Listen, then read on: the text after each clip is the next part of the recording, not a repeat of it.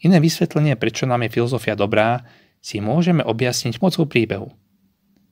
Je to podobenstvo o jaskyni, ktoré napísal Platón.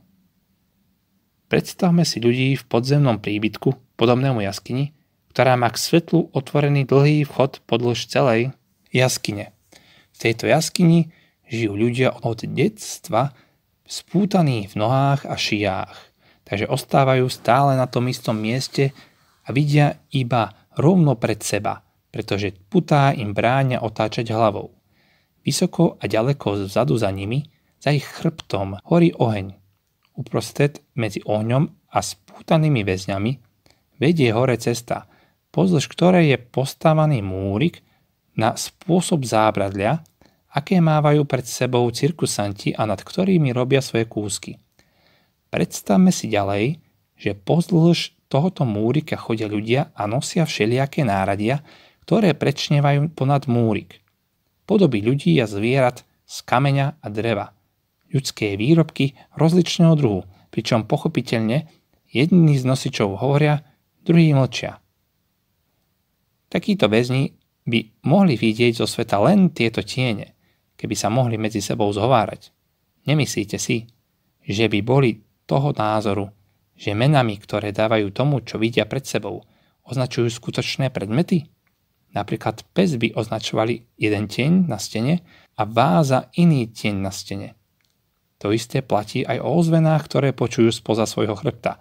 Ak by počuli nejaký zvuk, ktorý pochádza od nosičov tých predmetov, určite by si mysleli, že za to môže ten pes, alebo tá váza, ktoré vidia na stene. Títo ľudia by nemohli pokladať za pravdivé nič iné než tiene tých umelých vecí. Ak sa nám tento príklad zdá byť príliš vzdialený, a ak má niekto pocit, že dnes sú ľudia múdrejší ako kedysi, lebo predsa máme vedu a televízne noviny a rôzne zdroje informácií a médií, ktoré tu kedysi neboli, ja by som navrhol zamyslieť sa nad tým, či súčasného človeka nemôžno porovnať s človekom v jaskyni, pre ktorého sú tiene alebo obrazy skutočnosťou. Však dnes sa nám predstavuje skutočnosť pomocou obrazov viac ako kedykoľvek v minulosti. Vyskakujú na nás v obrázkových časopisoch, na plagátoch, na filmovom plátne a televíznej obrazovke a najmä na internete a sociálnych sieťach. Vo svojej súkromnej jaskyni sme sa stali masovými pustovníkmi. Či dnes nie sme masovo zaplavovaní obrazmi? Obrazy nám teraz ako skutočnosť dodávajú až do nášho domu, z časti dokonca live. Ako nám v našej situácii môže pomôcť filozofia? Pozrieme sa späť na náš príklad z jaskyni. Platón pokračuje. V príklade vystupuje Sokrates a Glaukón, ktorí vedú dialóg. Sokrates hovorí: Pozoruj teraz. Ako by to bolo s ich oslobodením z pút a vyliečením z nerozumnosti, keby sa im to prirodzene prihodilo takto.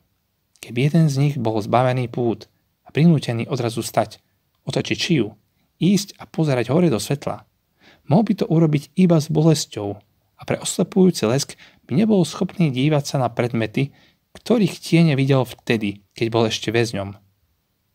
Čo by podľa teba povedal, keby mu niekto tvrdil, že vtedy oslobodený vidí bližšie ku skutočnosti, aj obrátený ku skutočným predmetom, a keby mu na každý predchádzajúci predmet ukázal a nútil by ho povedať, čo to je.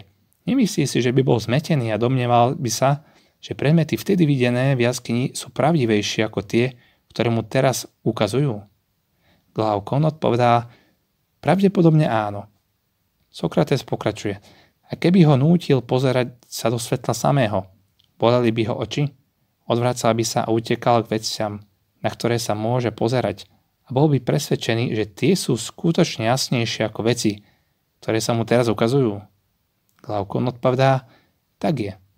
Sokrates pokračuje: keby ho však niekto násilím odtiaľ vliekol cez drsný a strmý východ a nepustil by ho, kým by ho nevytiahol na slnečné svetlo, nepociťoval by azda bolestne toto násilie a nespieral by sa, a keby prišiel na svetlo, mohli by azda jeho oči plné slnečného žiaru i vidieť niečo z toho, čo sa mu teraz uvádza ako pravdivé?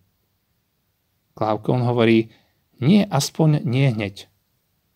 Podľa Platóna je filozof človek, ktorého oči si z časti už privykli na jas pravdy, ktorou bol konfrontovaný, a svojim dielom sa snaží priviesť iných ľudí z ich súkromných jaskyň sebeklamu, v ktorom žijú, na svetlo skutočnosti. viesť ľudí k spôsobu nazerania a niekedy aj spôsobu života, ktorý nám umožňuje vidieť veci priamo a nie sprostredkovane. Umožňuje hľadať pravdu a nebyť spokojný len s tieňmi vecí.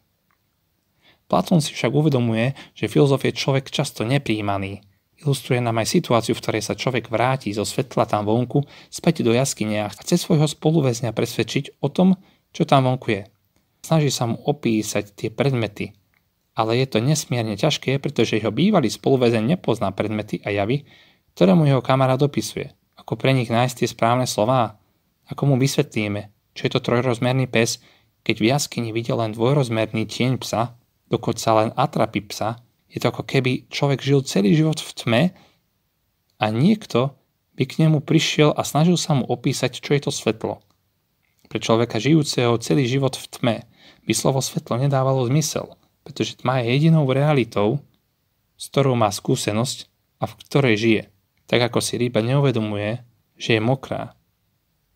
Z tohoto dôvodu je jazyk filozofa často ťažký na pochopenie. Snaží sa nám objasniť niečo, čo siaha za našu každodennú skúsenosť a z čoho vidíme len matné tiene. Filozofia používa pojmy ničota, nebytie, nesmrteľnosť, dokonalosť, nekonečnosť, svet, ktorých pochopenie si vyžaduje našu schopnosť abstrahovať z fragmentov našej skúsenosti a priblížiť pomocou reči niečo také vzdialené našej predstavivosti, až to nie je veľmi ľahká úloha. Ďalšou náročnosťou poctivej filozofickej práce je nepochopenie a neprijatie od ľudí, ktoré tu je dnes, ale aj v mnohých obdobiach v minulosti. Filozofi sa snažia ľudí motivovať k niečomu, čo je ťažké a namáhavé. Motivovať ľudí k mysleniu, ktoré je odvážne, k ochote kritizovať takmer všetko, nezáležiac na tom, akú to má tradíciu a koľko ľudia v to verili.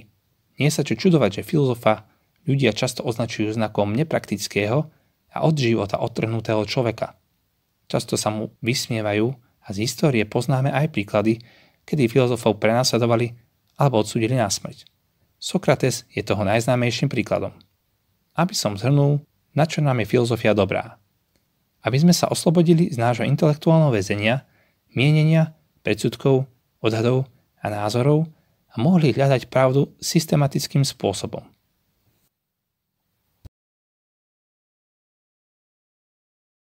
Hej, díky za pozretie. Ak sa ti páči moja tvorba, môžeš ma podporiť tým, že klikneš na páči sa mi to, alebo sa staneš môjim odoberateľom.